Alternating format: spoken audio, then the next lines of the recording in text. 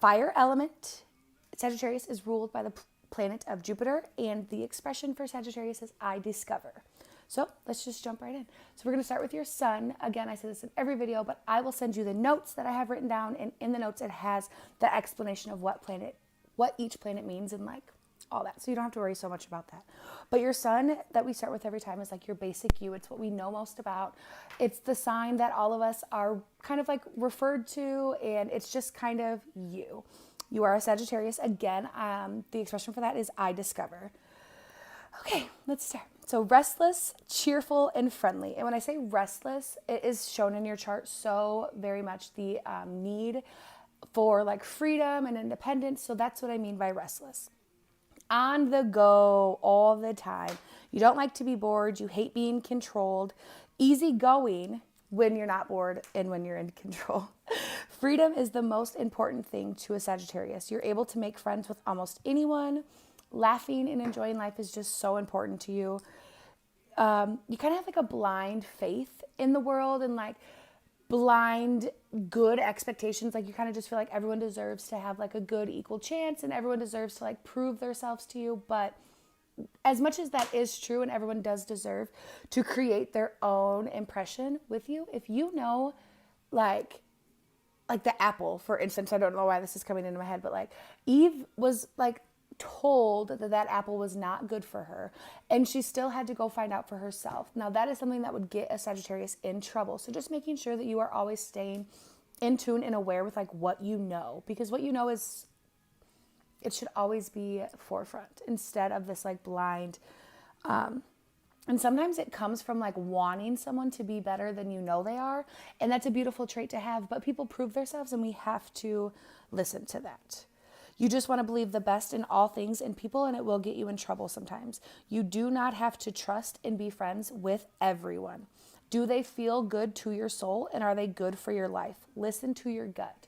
Now, that doesn't mean that you have to go and like curse these people or like curse these relationships or things out of your life. It just means that you need to be more concerned with your space and more protective of your energy, and not everyone deserves access to it. And if something doesn't make you feel good, if somebody proves their real intention, you have to listen to them. Like if somebody's going to change for the better or change because you want them to, they'll do it with or without you like over them, reminding them to do it. I hope that makes sense. You are a curious soul who loves to learn, a fire sign with a hot head, but a kind of like an innocent spirit about you. And it really allows you to just kind of like freely, like you kind of forget what made you mad in the first place a lot. Like, especially when you're fighting with people or in an argument or something happens, like you would rather just like forget it, not talk about it, just sweep it underneath the rug. And as much as that's good, like on to the next, bye Felicia, you will continue to have the same reoccurring issues and reoccurring problems and trust issues with the same people if you are not allowing yourself to process facts. Emotions are facts. Like if something is making you feel shitty, if something's making you feel unloved or unworthy or unconfident, you have to be confident in that decision that you know what you're doing. I said other people don't love that.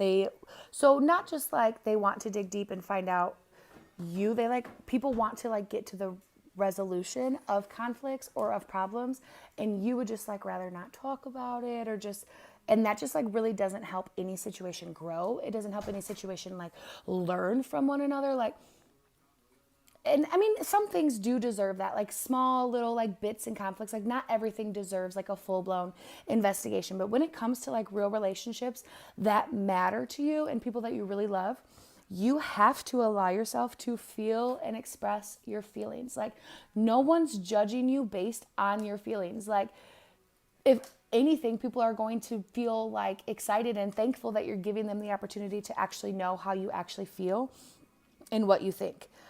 That's where growth happens. In a relationship that is nurtured by like sweeping shit underneath the rug will never develop into a relationship that it needs to be. Okay?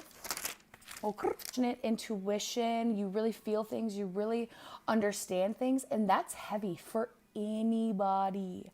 You have to allow yourself to have alone time, to have the self-care, this like whatever it is to you, whether it's reading or like running, going on a walk, journaling, painting, anything that really brings out your like artistic, loving, feminine nature side. You have to do that or you will get burned out and overwhelmed. Your honest, fun, direct approach to life is what makes you so admirable to all. And I put in quotation mark versus like a lecture in a class. And that's beautiful that you can realize that. But there are going to be situations where someone is going to be teaching you something or showing you something that you need and that you can grow from. And not allowing yourself to have that open mind to those things is going to block a lot of immediate success, and you're going to have to work a lot harder for it. Like, I'm not talking like everything. Like, you are probably a lot smarter and you know a lot more things than a lot of people that you associate with, but that doesn't mean that you need to take away from their expression. Okay?